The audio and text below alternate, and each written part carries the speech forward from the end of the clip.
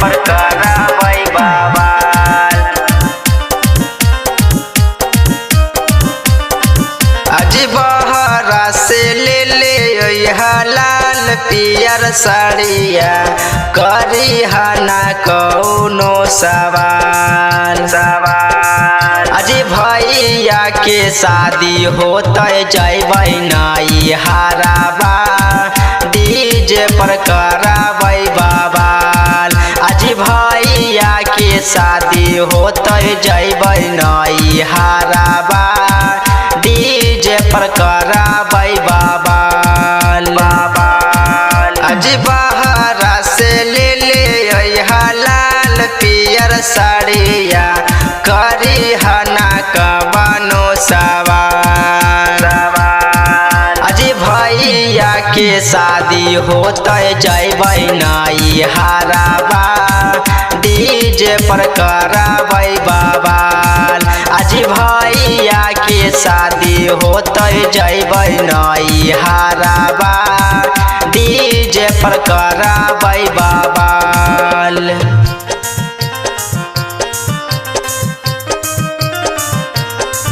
आज भैया के शादी होते पेन्ही झमकबै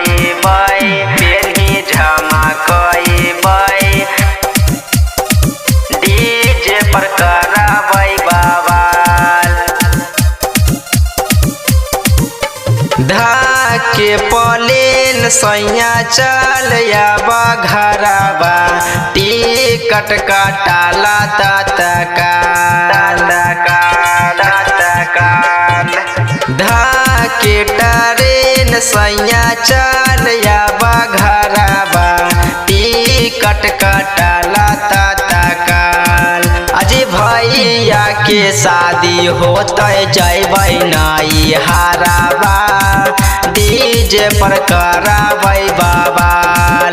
आज भैया के शादी होते जैबै नाई हराबा डीजे पर कराबै बवाल। आज भैया के शादी होते पेन्ही झमकबै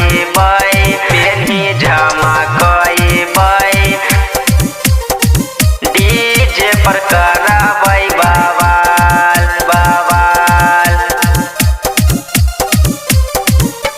राइटर प्रभास देवरो नीतीश प्रेमी संगे आबा सैया विकास।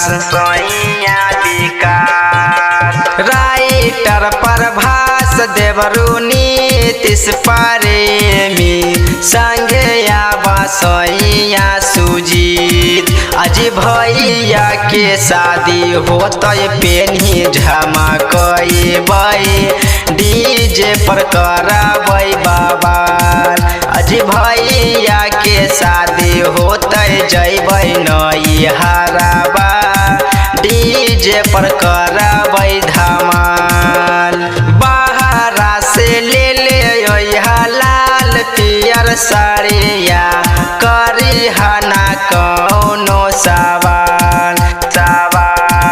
आज भैया के शादी होते जैबै नाई हराबा डीजे पर कराबै बवाल।